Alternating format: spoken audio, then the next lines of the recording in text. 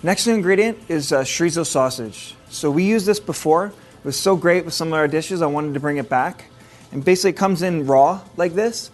We let it thaw naturally on a baking sheet, and then we roast it in the oven to cook it.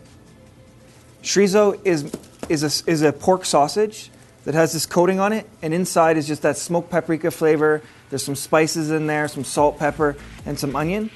And this is an authentic Spanish-style sausage that I believe pairs well with our summer dishes.